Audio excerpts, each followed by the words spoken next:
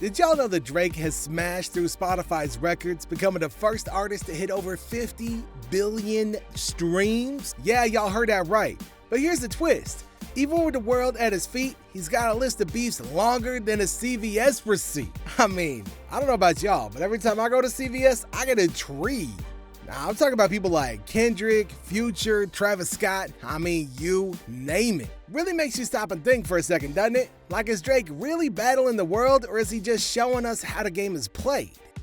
When Kendrick decided to go neck to neck with Drake, it was like watching two heavyweight boxers step in a ring. Kendrick's been making moves and solidifying his place as one of the top MCs in the game, and Drake's dominance was inevitably in his sights. So Kendrick did not beat around the bush. The dude went straight for the jugular with his verse on Like That. Now the dude rapped, "I'm the one who's gonna start a revolution." It's like he's saying, "Hey yo Drake, I'm here to shake things up, baby." And then he went on to say, "Ain't no competition when you're legendary." Now this line is a direct challenge to Drake's status as the top dog in the rap game. Now, why does Kendrick's challenge matter so much?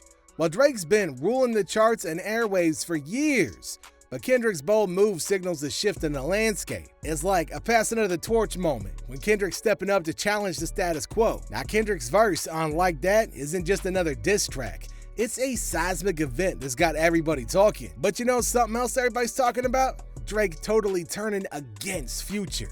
So, makes you go, what now? Cause Drake and Future were an unstoppable duo in the rap scene, churning out hit after hit. Y'all probably remember Life is Good, when he said that he never turned his back on Future, right? Well, lo and behold, guess what done happened? Yeah, tensions began to surface, especially with the release of Drake's album Certified Lover Boy. Now, Future felt slighted by certain lyrics on the album, interpreting them as veiled insults aimed at him. Now, one notable example is from Drake's song, Way Too Sexy, where he raps, "I got 1, 2, 3, 4, 5, 6, 7, 8 M's in my bank account, yeah. In my bank account, yeah. In my bank account, yeah." Now, Future interpreted this as a dig at his own success and wealth, which fueled his growing discontent with Drake. Now, instead of remaining silent, Future clapped back to challenge Drake's dominance in the rap world. Through his music, Future subtly inserted lyrics that hinted at the dissatisfaction with their partnership. In his song Worst Day, Future raps, "Cut off the past, now I'm global, back on the streets like I'm local." These lines suggest a break from the past and a move towards independence, indicating Future's desire to distance himself from Drake. Furthermore, Future strategically aligned himself with other artists who harbored grievances against Drake. Now, by forming these alliances, Future strengthened his position and created a unified front against Drake. Now, this strategic maneuvering intensified the pressure on Drake and contributed to the escalating rivalry between the two, which brings us to Metro Boomin. So Metro's role in escalating the feud with Drake cannot be overlooked. There's been some tension brewing between them for a while now, and Metro hasn't been shy about it neither. This dude has been throwing some subtle shade at Drake, both in his music and on social media. Now, one example is when Metro left Drake off of his 2022 album, Heroes and Villains. Now that raised some eyebrows and got people talking. Then Metro didn't hold back on social media, throwing some not-so-subtle jabs at Drake. But Metro didn't stop there. Nah, man, he took it a step further by teaming up with Future on their album, We Don't Trust You. Now, the title alone speaks volumes, but the lyrics were the real killer. One notable track is Sinister, where Future raps, "Me and Metro make it sinister, shooters walk around with the glizzy, Now, these lines imply a sense of aggression, setting the tone for the album's anti-Drake sentiment. And what was Drake's reaction to all of this? Well, the dude was not happy.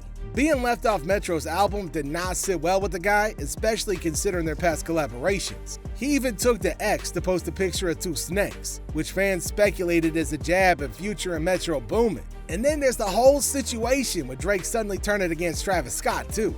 Now, Travis Scott seemed like he and Drake were tight as can be. Now, they collaborated on multiple tracks, tore up stages together, and even went on tour. It was like they was unstoppable. But then things started to take a turn. Yeah, Travis began showing signs of alignment with Future and Metro Boomin, two key players in the anti-Drake movement. You know that saying, actions speak louder than words. Well, Travis's actions spoke volumes. One of the most telling moments was when Travis appeared as a special guest during Future and Metro Boomin's performance at Rollin' Loud LA. Now, he could have stopped the hyping up the crowd, but Travis took it a step further by urging Metro to play the crowd at Kendrick Lamar's supported diss towards Drake. Now, it was like he was saying, hey yo, I'm with these guys now, but pump your brakes, kid, cause it doesn't stop there. Now, Travis's collaborations and performances have also raised some eyebrows. Take his appearance on Future and Metro's album, We Don't Trust You. Now, this wasn't just any feature, it was a statement. And let's not forget the lyrics. In We Don't Trust You, Travis sings, I don't trust you, I don't trust you, I don't trust you. I mean, really says a lot, man. Now, it's a simple refrain, but it speaks volumes about where Travis's loyalties lie. Now, what does all this mean for the feud? Well, Travis's involvement adds a whole new layer of complexity. Now, he's not just another rapper throwing shade at Drake. He's somebody who was once considered a close ally. Now, his apparent shift in allegiance could have significant implications for the ongoing drama. In interviews, Travis has been tight-lipped about his relationship with Drake in the feud, but actions speak louder than words, and Travis's actions seem to indicate a clear alignment with Future and Metro in their feud against Drake. But this ain't the only time that Drake has dropped a friend. Alright, so Drake and Rick Ross had a solid partnership. They dropped hits like Money in the Grave and Lord Knows, and fans couldn't get enough of their collabs. But then, out of nowhere, things started to change. But things really turned when Drake performed in Florida, now Rick Ross's home state, during his big-ass tour. Now, instead of just doing his thing, Drake decided to invite one of Rick Ross's exes to the show. Man, talk about a low blow. Now, that move did not sit well with Rick Ross. In fact, he made it pretty clear where he stood by posting a video of himself listening to Kendrick Lamar's verse on Like That, a track that took direct aim at Drake. But what's really interesting is the personal nature of Rick Ross's grievances against Drake. See, this ain't just about the music. This is straight personal. Drake's move to invite Rick Ross's ex to his show felt like a slap in the face, and Rick Ross wasn't about to let it slide. Now, in interviews, Rick Ross has been pretty vocal about his issues with Drake. He hasn't held back when it comes to expressing his feelings, and it's clear that there's some deep-seated resentment there. Now, what does it all mean for their relationship? Well, it seems like the days that Drake and Rick Ross dominating the rap game together are long gone, especially when Drake rapped this verse. Now, Rick Ross has made it clear that he's not backing down, and Drake's move in Florida may have irreparably damaged their partnership. From feuds with Kendrick Lamar to risks with former collaborators like Future and Rick Ross, Drake's journey through the rap game has been one wild ride. But through it all, he's shown that he's not one to back down from the challenge. Now, whether he's firing back with a killer verse or letting his music do the talking, Drake keeps us all on the edge of our seats, eager to see what he's gonna do next. And that's gonna be it for today. Let us know in the comments section below what your thoughts are on all of this. And make sure you subscribe to the channel. Thanks for watching.